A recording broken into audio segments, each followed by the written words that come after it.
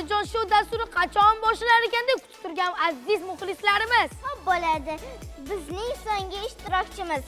Ular Samarqand viloyati Samarqand shahridagi 3-sonli bolalar musiqa va san'at maktabining o'quvchisi Muhammad Najmiddinov. Bu do'stimiz mashhur qo'shiqlardan biri Samarqand nomli qo'shiqni tayyorlab kelganlar.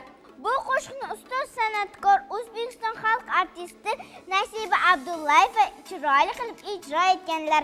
Qani ko'ramiz, bugun Muhammad qanday kuylar ekan, o'zingiz tinglab baho berasiz, to'g'rimi? To'g'ri. Raqsida esa Jasmin bolalar raqs dastasining qizaloqlari. Marhamat, Tomosha qiling.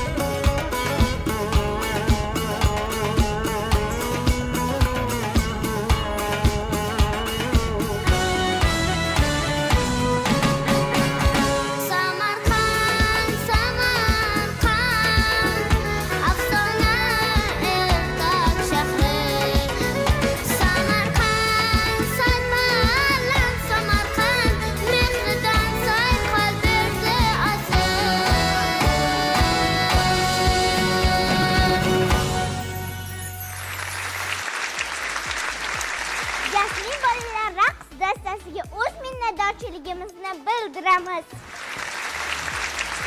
Ana endi hakamlarga yuzlanaylik.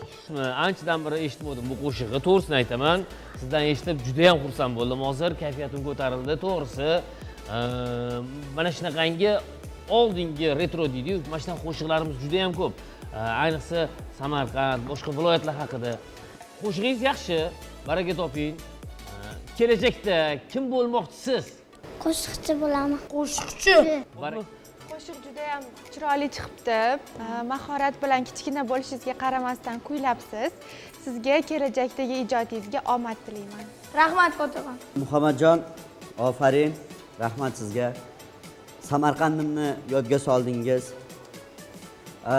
Umuman har qanday men o'zim ham Samarqandliman-da, tanishib olaylik Muhammadjon.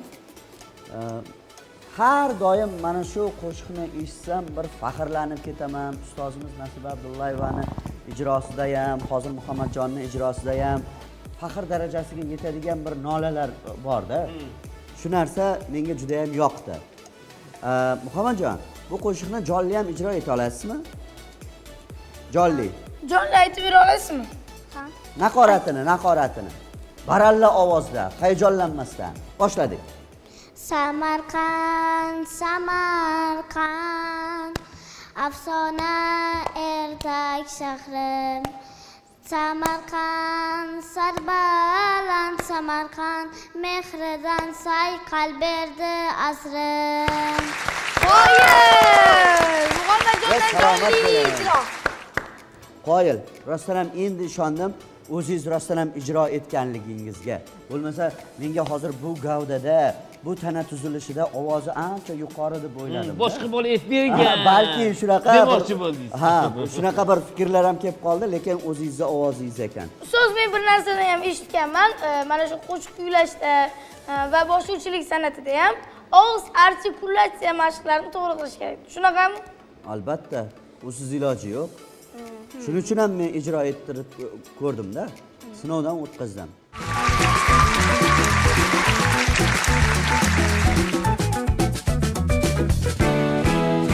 Ishtirokchimiz Muhammadjon Najmiddinov, Samarqand shahridan.